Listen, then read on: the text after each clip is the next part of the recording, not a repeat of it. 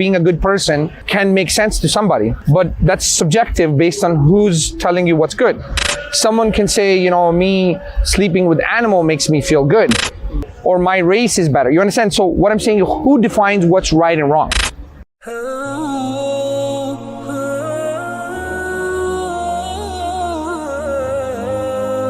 So these beats that you have, are they a good headset? Not really. They're not good headset? What's a better headset to buy if I were to buy one? JBL. JBL? Yeah. Now, what makes JBL better than Beats? Just so I can have a good understanding. The quality. The what? The quality. The quality. Okay, so when something has good quality, that means we should buy it. Quality.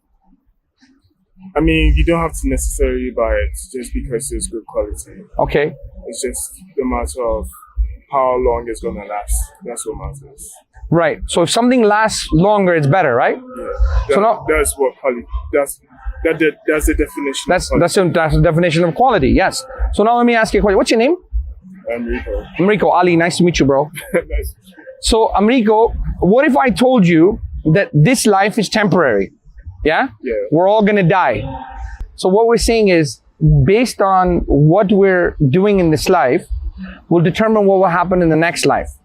Okay. You understand what I'm saying? Let's say we're a good human being, we follow instructions, and we do the right thing. We have a good quality in the next life.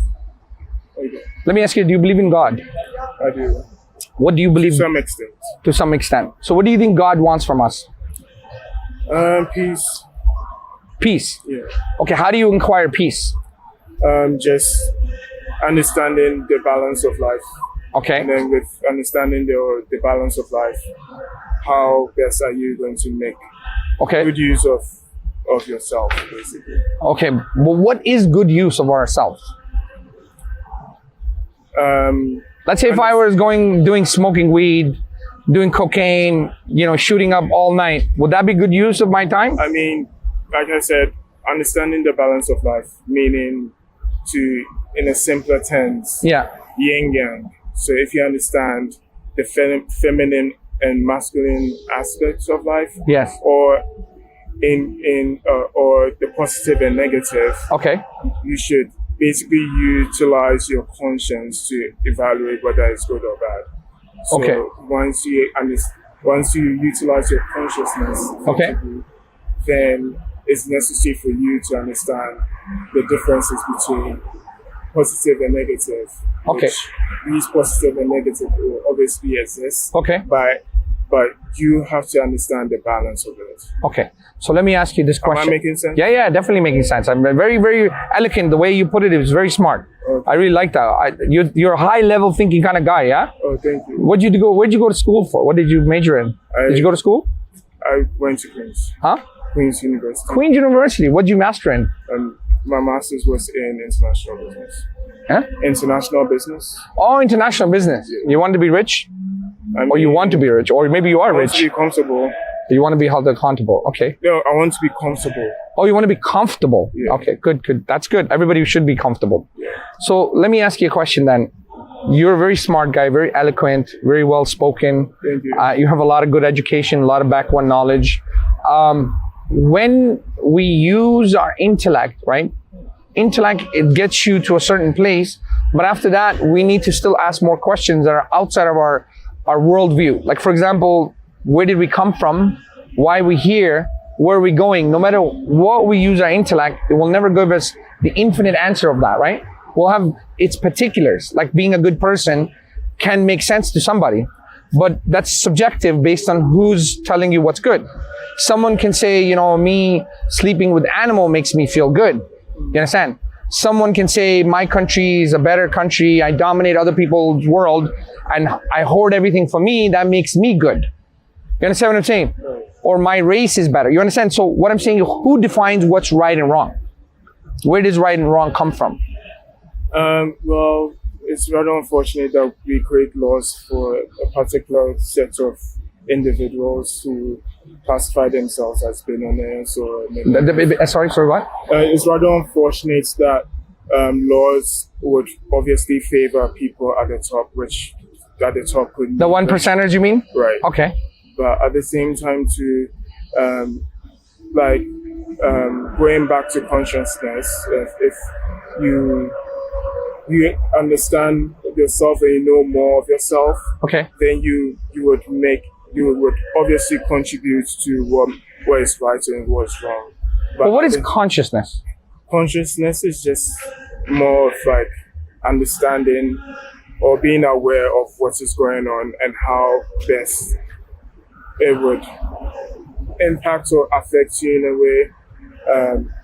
So the harm principle, like what's good, what's not good, that kind of, I mean, I don't understand. It's going to be deeper, but at the same Okay. time, too, with consciousness, it has to do with knowledge. It has to do with like you being aware of what's going on in our world right now and how best you can utilize the knowledge that you've accumulated or Okay. you've been conditioned Okay. to how best you would make good use of the knowledge that you've accumulated or you've been conditioned to, and being self-aware Okay. of what is going on in our global society also.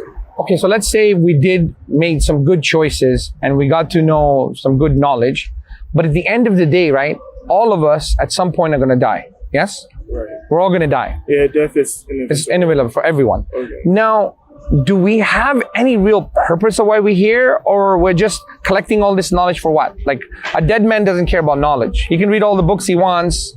He can discover the world all he wants, but at the end of the day, he's still going to die. Right. Right? So there must be a universal purpose, something that we must have been created for, right? Mm-hmm. What do you think? I agree with you. It's just a matter of, well, once you're conscious about what's going on, Yeah. that's when you need to understand. Okay, so talking about that aspect, Right.